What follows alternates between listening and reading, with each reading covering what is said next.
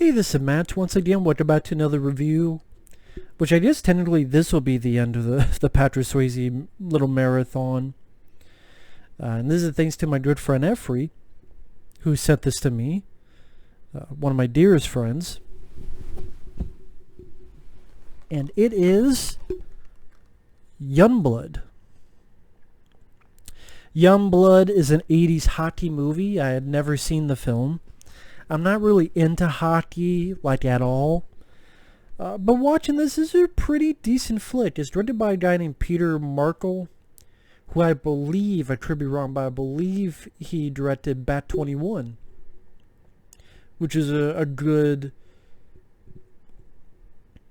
I guess you'd call war flick in a way, with Gene Hackman and Danny Glover, where Gene Hackman's character is shot down, he's behind enemy lines, and Danny Glover's a helicopter pilot that from time to time searches the area for him and they communicate via the radio. A good flick. This one, I would say it was a decent film. It was okay. I wouldn't say I was a big fan of the movie, but it was worth a watch at least one time. Pretty much the story, you have Rob Lowe, who I do like Rob Lowe as an actor. He is a guy, very young. I think they say he was 17 years old, at least story-wise. I don't know about how old he was in real life, but in story-wise they said, I believe he was like 17. I could be wrong, but I thought he teenager. I'll just say teenager. Dean Youngblood.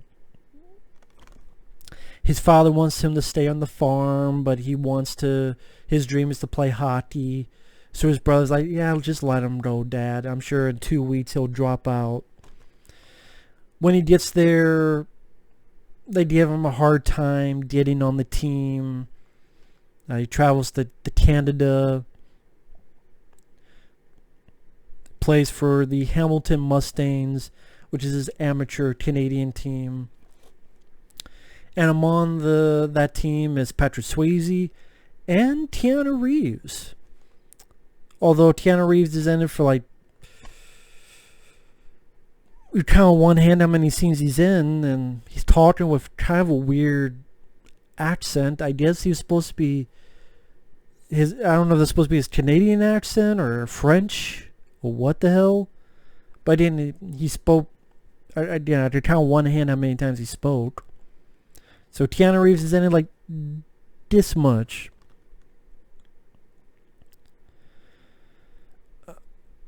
And Patrick Swayze, in a weird way, I thought he would be in the film more than he really is. I mean, at first I didn't really like the Swayze character because the team is giving him a hard time. Rob Lowe's character a hard time. He's the rookie. But they do some stuff that's very questionable. Like they tie him down. I guess they shave his nuts. They shave his balls.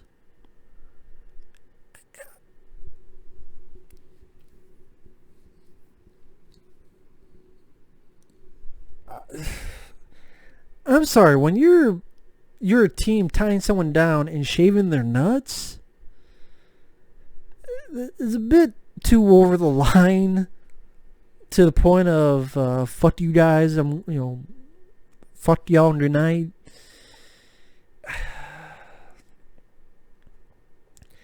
And there's a couple weird stuff, like he goes to this place to stay at. I guess the woman who owns it loves hockey players because immediately she has sex with this guy, even though, she's much older than him. And Keanu Reeves and this other guy are watching it. And like Keanu Reeves goes, she did it to me last year. Or whatever the hell accent he was given. So I'm watching this, I'm going, what the hell movie am I getting myself into? Like, what the hell is this movie? Like, they're shaving this guy's nuts off? Well, clean or smooth, whatever the fuck. And then,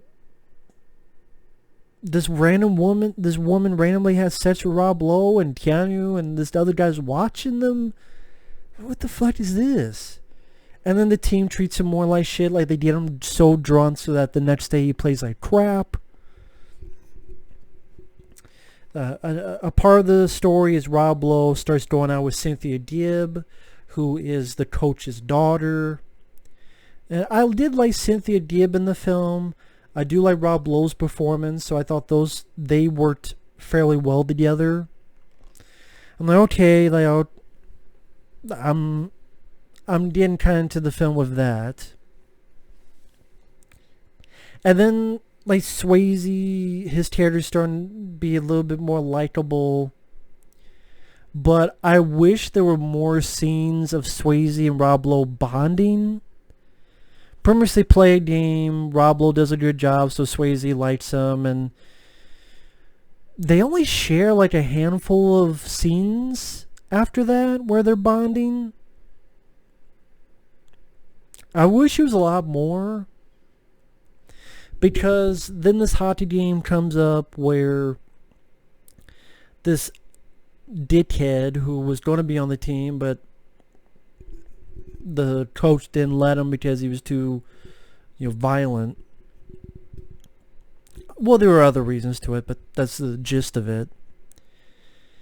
And it's the guy throughout the game is purposely fucking with Swayze, so Swayze fucks with him.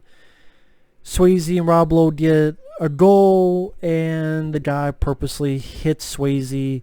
Swayze's head hits the ice, and then throughout the rest of the film, he's either in a hospital bed. I guess he has a plate in his head now because of it.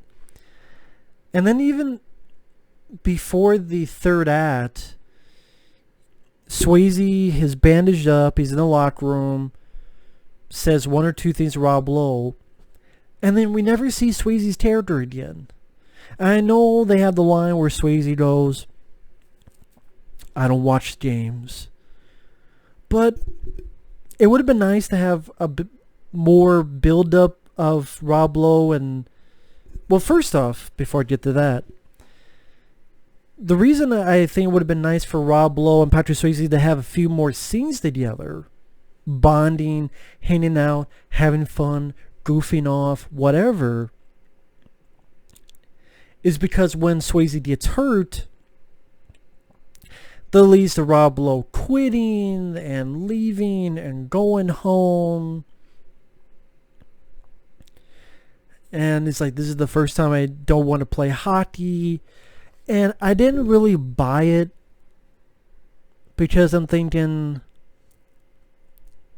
why are you quitting? Like, you barely known this guy. The team and him tied you down, shaved your nuts, got you so drunk, and you play like shit. You've only had like a handful of scenes together. If the movie showed more of you guys bonding and sharing a lot more heartfelt moments as well as fun moments, then this whole, oh my God, he's hurt and he's in a hospital, would have been more effective, would have been stronger. But the way it is, it just seems like, why did Rob Lowe's character quit and goes back home and he's going to be on a farm? What? And then I was saying before, when Swayze comes back, says a few lines in the locker room with Rob Lowe, and then we never see that character again. I guess he went home, smoked a joint. I don't know. He just went the fuck. I don't know. You would think there would be like one more scene of at the end when they win the game, like Patrick Swayze congratulating Rob Lowe, or giving him a thumbs up, or after Rob Lowe does beat the shit out of the guy who fucked up Swayze, like Swayze's like, good job, like something, but there's nothing to that. And it's just like, I thought that was kind of weird. I thought that was kind of strange. Now, I know I've been doing a lot of what some may say ranting, and it's like, well, wait a minute. Are you sure this isn't a rant?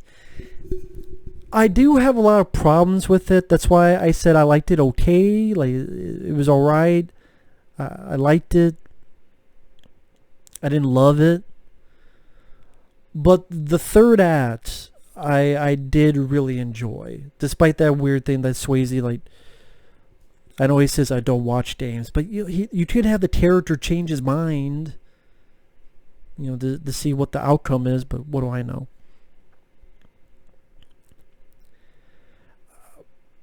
I do think that the score by William Orbit, I know also in the credits it said Torch Song at the opening credits. I mean, on the back here, oh, it doesn't say on the back here, but in the opening credits it said William Orbit / Torch Song. I thought the score was pretty good. I thought Rob Lowe did a solid job acting. Like I said, I liked him as an actor, and I thought he pulled it off well. The hockey sequences were well done. I understood what was going on. It wasn't confusing. The third act, it was, before that when he's training, and he's training with his dad, and in the final game, he's able to score 3 points in that game, including the penalty shot, and the way he's able to move the puck in and between his legs, and even hitting it at times with his ice skate. It did pull me in. I'm like, okay, I like Rob Lowe's character, and I like the way this is shot. I thought the musical score fitted very well. And then when he's having the fist fight with the guy who fucked up Swayze, that was a satisfying moment as well. I would say the third act, the ending, I think if that was crap, this probably would have been a rant. But it was a pretty good finale, so... and I did like the song at the end credits. I wish it was used during the movie, like during the training sequence, or during the hockey match at the end. Stand in the fire, down to the wire. I do like that song. I just wish it was used during when he's training to get better at hockey, or when certain moments in the last hockey game. I think that would have been cool. But again, what do I know? So at the end of the day, it was okay. Didn't love it. I was still, for Swayze films, I would put Uncommon Valor above it, Black Dog above it, Red Dawn, Roadhouse, Ghost above it. Next of Kin and this are kind of in the same boat, where they're okay, but there's issues I have with them. But it's not a bad movie. It's not a bad flick. Features just a commentary director, Peter Markle, which, I don't know, I couldn't get far into it, and a trailer. So, sad to say, Tino Lorber, so it's like I actually had a chance to see that Patrick Swayze documentary because the Paramount Network, they showed it for free, and a very nice person on Facebook told me about it. Thank you for that, by the way. So I was able to see it was a good documentary. They interviewed Rob Lowe because they were in The Outsiders, but they don't talk about this movie for some reason. And it's like you would think someone would talk about Youngblood since Patrick Swayze's no longer with us.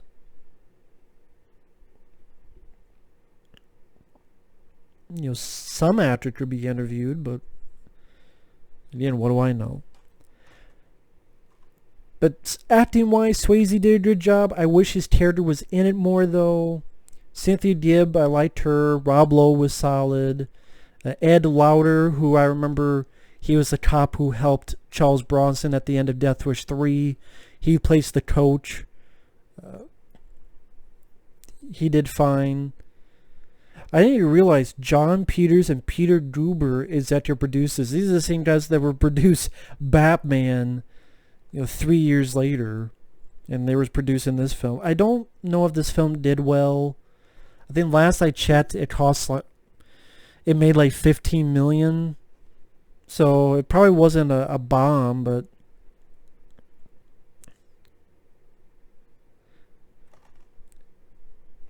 yeah.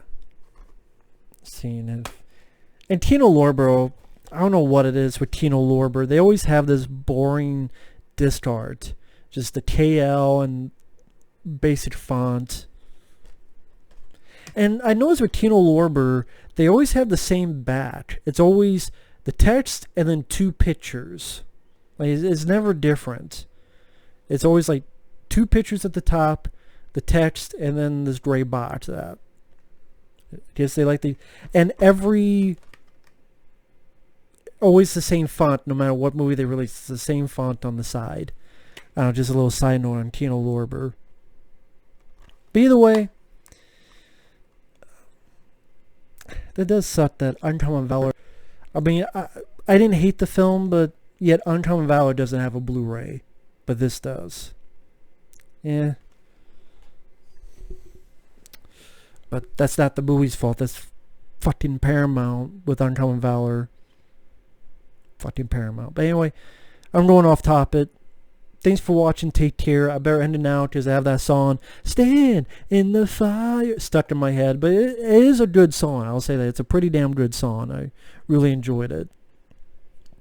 But thanks for watching. Take care.